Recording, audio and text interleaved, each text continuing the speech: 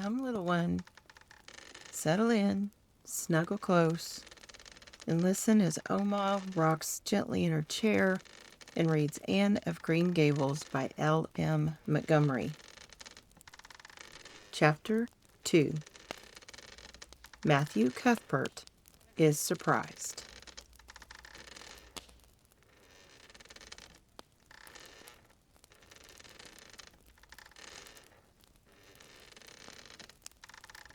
Matthew Cuthbert and the sorrel mare jogged comfortably over the 8 miles to Bright River. It was a pretty road, running along between snug farmsteads with now and again a bit of balsamy fir wood to drive through, or a hollow where wild plums hung out their filmy bloom. The air was sweet with the breath of many apple orchards, and the meadows sloped away in the distance to horizon mists of pearl and purple, while the little birds sang as if it were the one day of summer in all the year. Matthew enjoyed the drive after his own fashion, except during the moments when he met women and had to nod to them. For in Prince Edward Island, you are supposed to nod to all and sundry you meet on the road, whether you know them or not. Matthew dreaded all women except Marilla and Mrs. Rachel. He had an uncomfortable feeling that the mysterious creatures were secretly laughing at him. He may have been quite right in thinking so, for he was an odd-looking personage, with an ungainly figure and long iron-gray hair that touched his stooping shoulders, and a full, soft brown beard which he had worn ever since he was 20. In fact, he had looked at 20 very much as he looked at 60, lacking a little of the grayness. When he reached Bright River, there was no sign of any train. He thought he was too early, so he tied his horse in the yard of the small Bright River Hotel and went over to the station house. The long platform was almost deserted, the only living creature in sight being a girl who was sitting on a pile of shingles at the extreme end. Matthew, barely noting that it was a girl, sidled past her as quickly as possible without looking at her.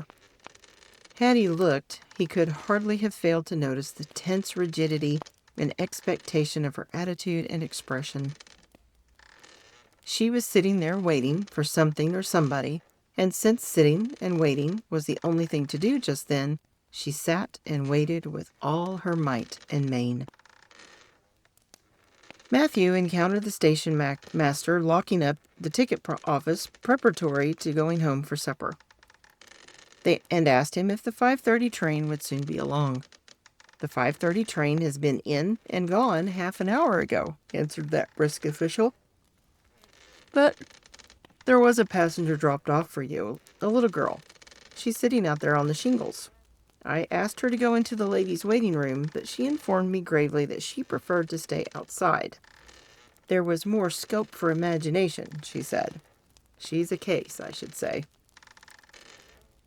"I'm not expecting a girl," said Matthew blankly. "It's a boy I've come for. He should be here. Mrs. Alexander Spencer was to bring him over from Nova Scotia for me." The station master whistled.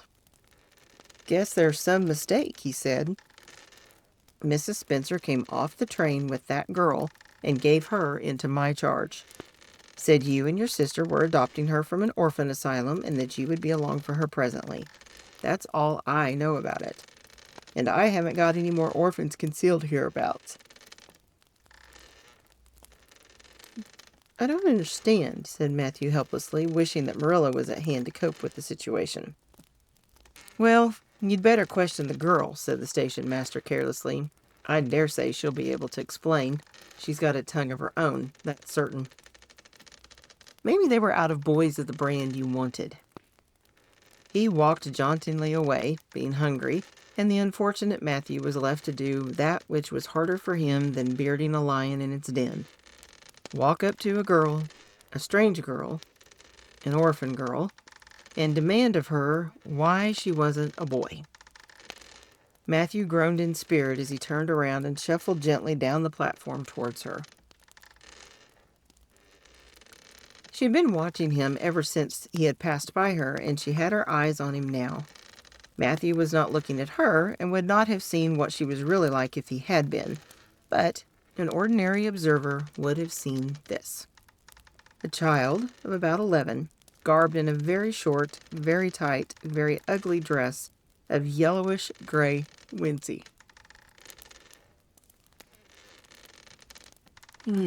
She wore a faded brown sailor hat, and beneath the hat, extending down her back, were 2 braids of very thick, decidedly red hair.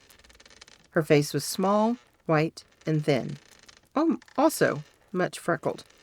Her mouth was large, and so were her eyes, that looked green in some lights, and moods, and gray in others. So far, the ordinary observer.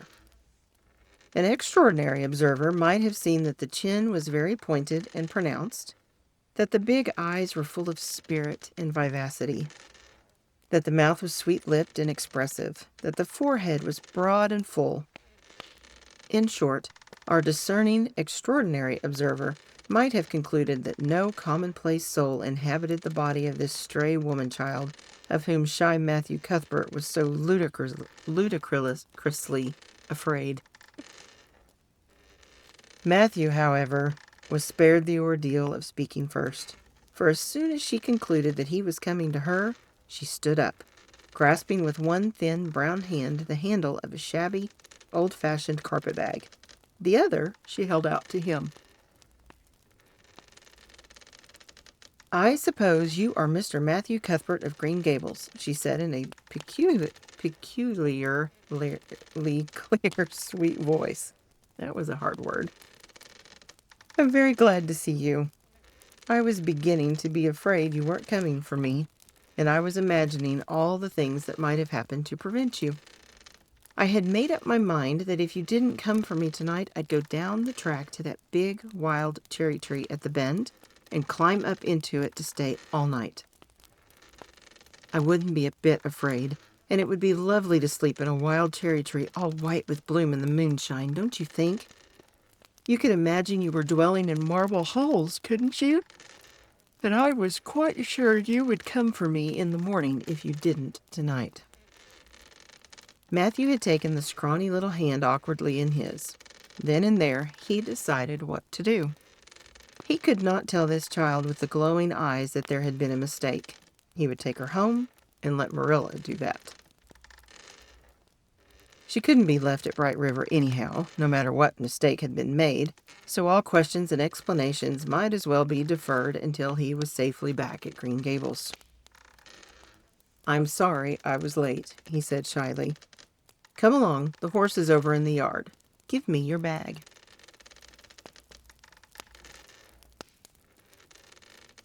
"Oh, I can carry it," the child responded cheerfully. "It isn't heavy. I've got all my worldly goods in it, but it isn't heavy. And if it isn't carried in just a certain way, the handle pulls out, so I'd better keep it because I know the exact knack of it. It's an extremely old carpet-bag.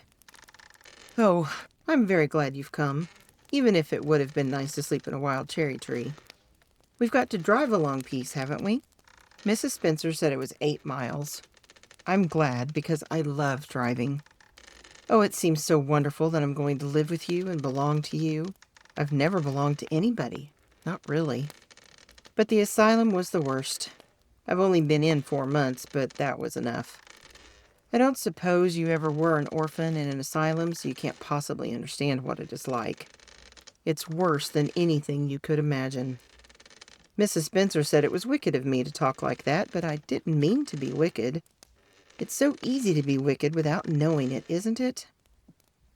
They were good, you know, the asylum people, but there is so little scope for the imagination in an asylum. Only just in the other orphans.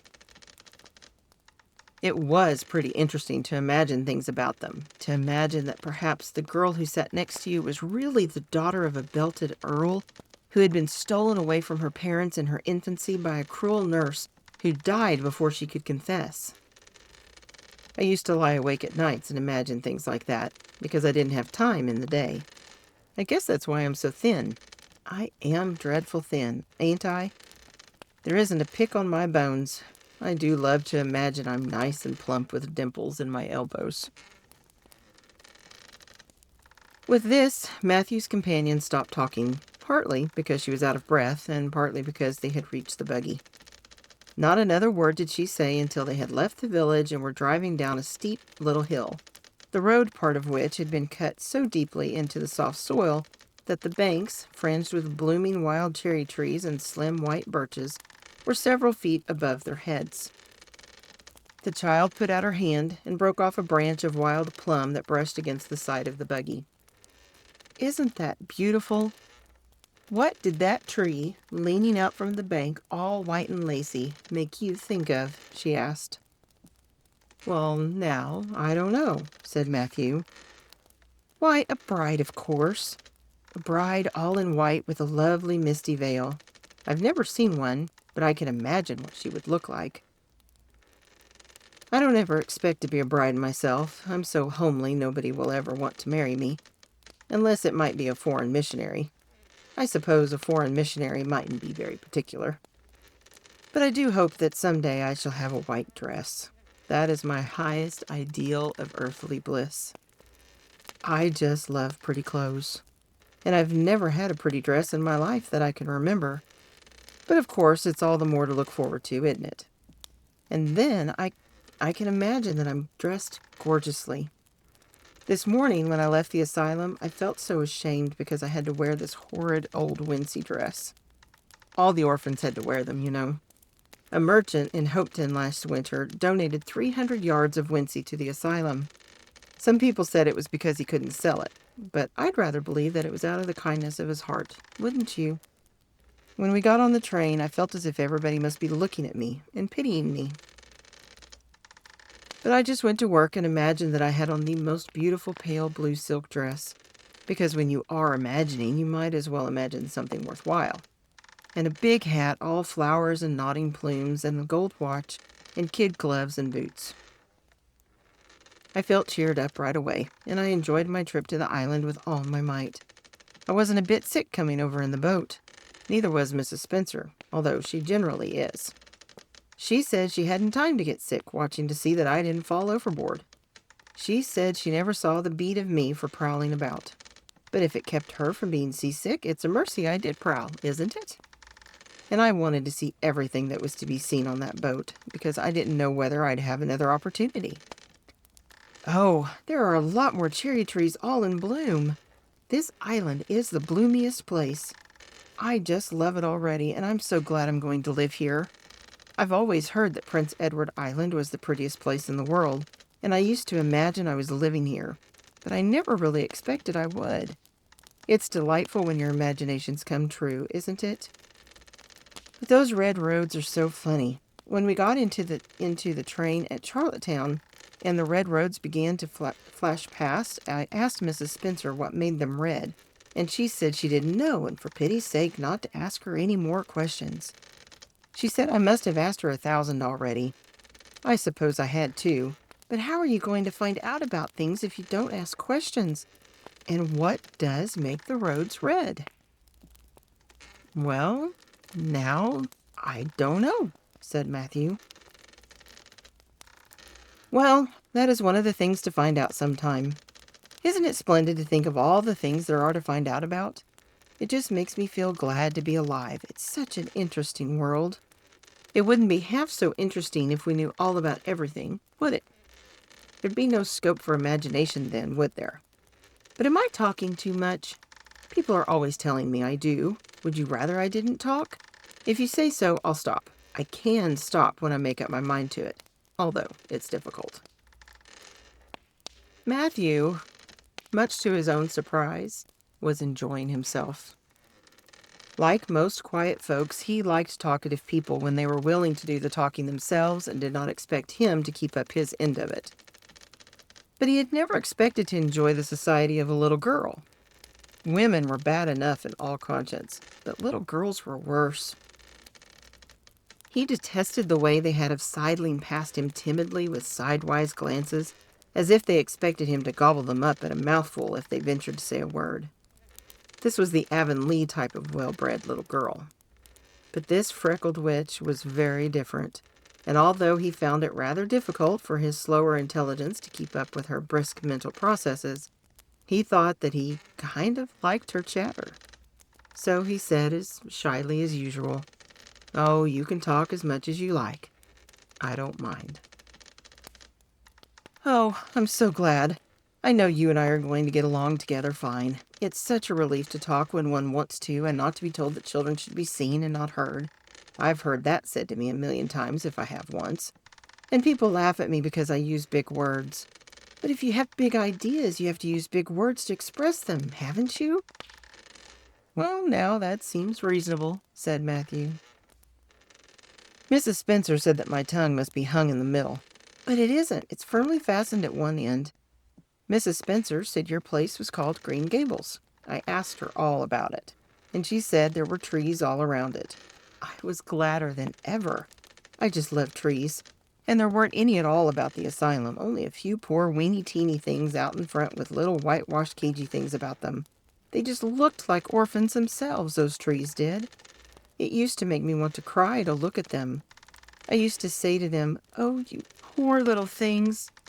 If you were out in the great big woods with other trees all around you and little mosses and June bells growing over your roots and a brook not far away and birds singing in your branches, you could grow, couldn't you? But you can't where you are. I know just exactly how you feel, little trees. I felt sorry to leave them behind this morning. You do get so attached to things like that, don't you?" "Is there a brook anywhere near Green Gables? I forgot to ask Mrs. Spencer that." "Well, now, yes, there's one right below the house." "Fancy! It's always been one of my dreams to live near a brook. I never expected I would, though. Dreams don't often come true, do they? Wouldn't it be nice if they did? But just now I feel pretty nearly perfectly happy. I can't feel exactly perfectly happy because, well, what color would you call this?" She twitched one of her long glossy braids over her thin shoulder and held it up before Matthew's eyes. Matthew was not used to deciding on the tints of ladies' tresses, but in this case there couldn't be much doubt. "It's red, ain't it?" he said. The little girl let the braid drop back with a sigh that seemed to come from her very toes and to exhale forth all the sorrows of the ages. "Yes, it's red," she said resignedly. "Now you see why I can't be perfectly happy. Nobody could who had red hair.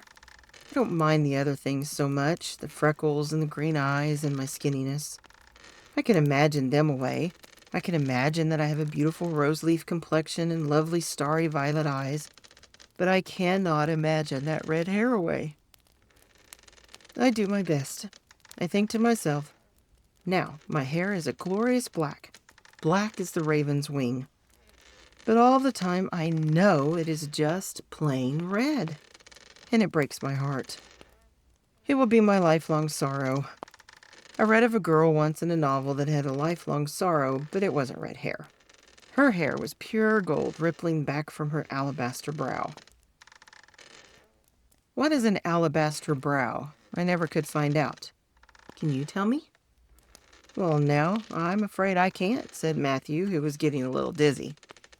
He felt as he had once felt in his rash youth when another boy had enticed him on the merry-go-round at a picnic. Well, whatever it was, it must have been something nice because she was divinely beautiful. Have you ever imagined what it must feel like to be divinely beautiful? "Well, now, no, I haven't," confessed Matthew ingenuously. "I have. Often. Which would you rather be if you had the choice? Divinely beautiful, or dazzlingly clever, or angelically good?" "Well, now, I don't know exactly." "Neither do I. I can never decide. But it doesn't make much real difference, for it isn't likely I'll ever be either. It's certain I'll never be angelically good. Mrs. Spencer says, 'Oh, Mr. Cuthbert. Oh, Mr. Cuthbert. Oh, Mr. Cuthbert.'" That was not what Mrs. Spencer had said. Neither had the child tumbled out of the buggy, nor had Matthew done anything astonishing. They had simply rounded a curve in the road and found themselves in the avenue. The avenue, so called by the Newbridge people, was a stretch of road 400 or 500 yards long, completely arched over with huge, wide-spreading apple trees, planted years ago by an eccentric old farmer. Overhead was one long canopy of snowy, fragrant bloom. Below the boughs, the air was full of a purple twilight, and far ahead, a glimpse of painted sunset sky shone like a great rose window at the end of a cathedral aisle. Its beauty seemed to strike the child dumb. She leaned back in the buggy, her thin hands clasped before her, her face lifted rapturously to the white splendor above. Even when they had passed out and were driving down the long slope to Newbridge, she never moved or spoke. Still with rapt face, she gazed afar into the sunset west with eyes that saw visions trooping splendidly across that glowing background. Through Newbridge, a bustling little village where dogs barked at them and small boys hooted and curious faces peered from the windows, they drove, still in silence. When 3 more miles had dropped away behind them, the child had not spoken. She could keep silence, it was evident, as energetically as she could talk. "I guess you're feeling pretty tired and hungry," Matthew ventured at last, accounting for her long visitation of dumbness with the only reason he could think of. "But we haven't very far to go now, only another mile." She came out of her reverie with a deep sigh and looked at him with the dreamy gaze of a soul that had been wandering afar, star-led.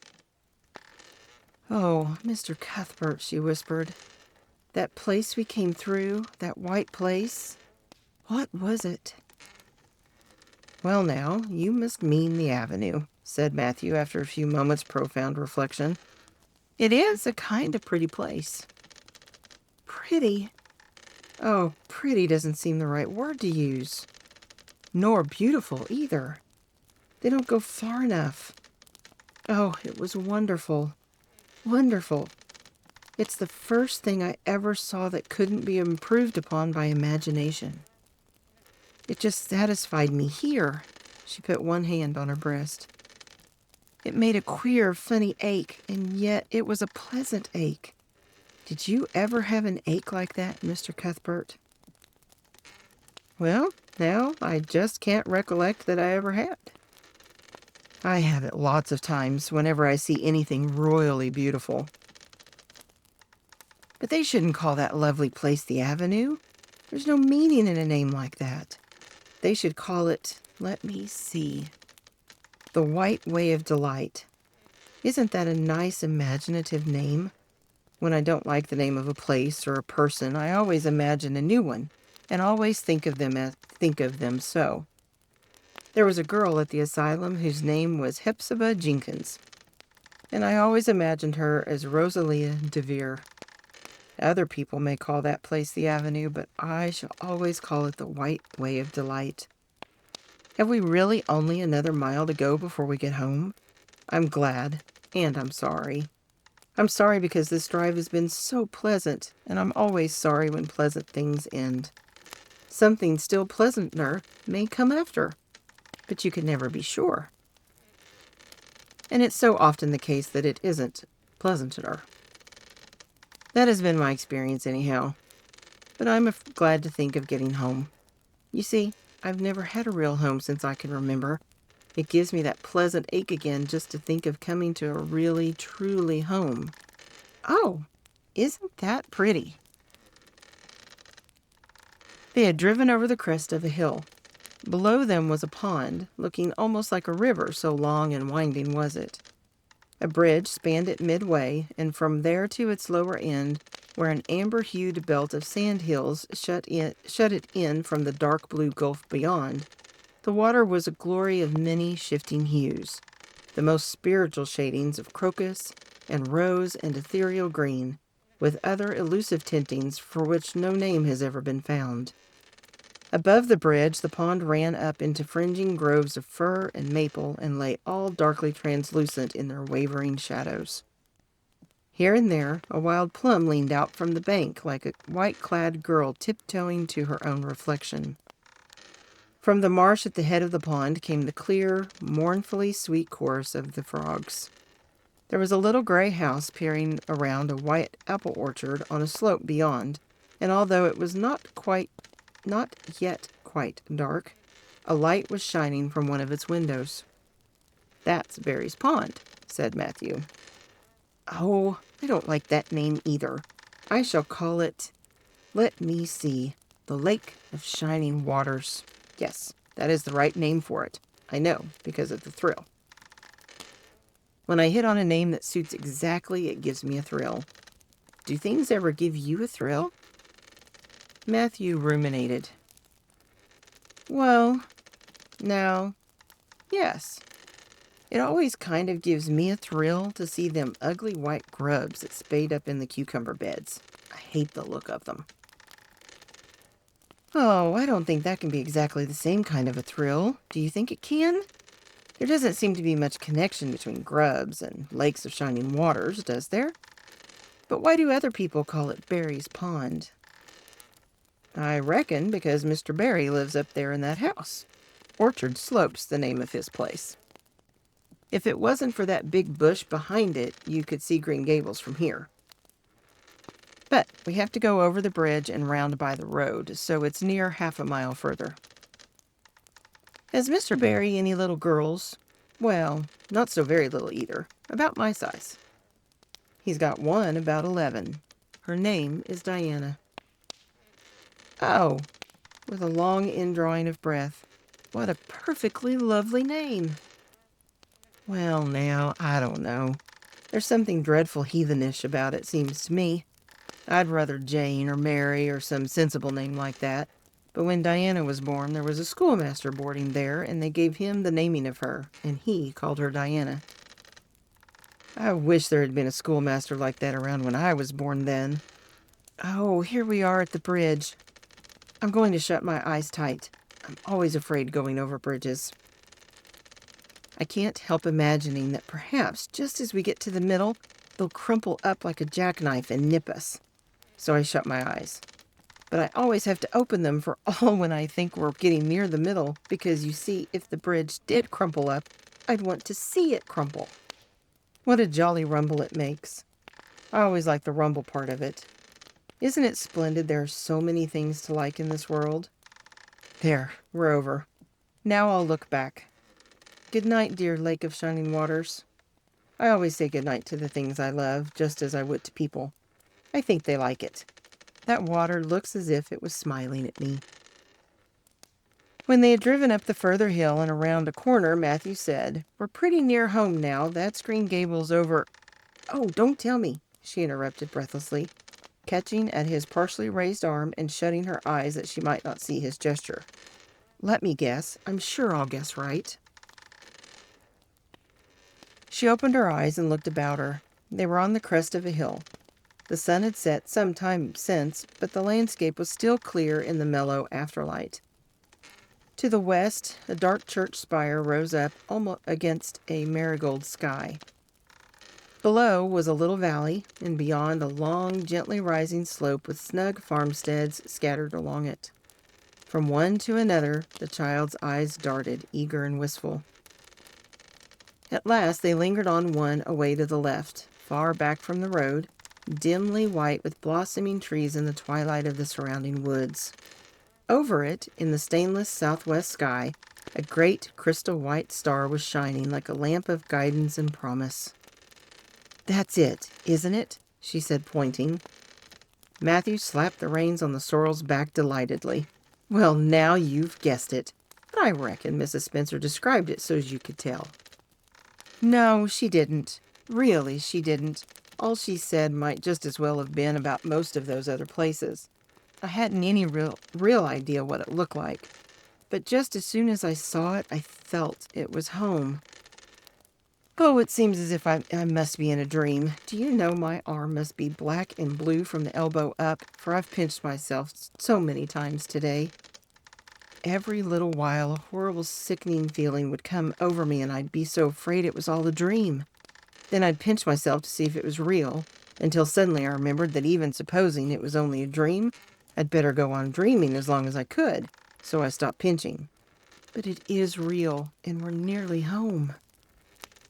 With a sigh of rapture, she relapsed into silence. Matthew stirred uneasily. He felt glad that it would be Marilla, and not he, who would have to tell this waif of the world that the home she longed for was not to be hers after all. They drove over Lynn's Hollow, where it was already quite dark, but not so dark that Mrs. Rachel could not see them from her window vantage, and up the hill and into the long lane of Green Gables. By the time they arrived at the house, Matthew was shrinking from the approaching revelation with an energy he did not understand. It was not of Marilla or himself he was thinking, or of the trouble this mistake was probably going to make for them, but of the child's disappointment. When he thought of that rapt light being quenched in her eyes, he had an uncomfortable feeling that he was going to assist at murdering something, much the same feeling that came over him when he had to kill a lamb or calf or any other innocent little creature. The yard was quite dark as they turned into it, and the poplar leaves were rustling silkily all around it. "Listen to the trees talking in their sleep," she whispered as he lifted her to the ground. "What nice dreams they must have." Then, holding tightly to the carpet bag which contained all her worldly goods, she followed him into the house.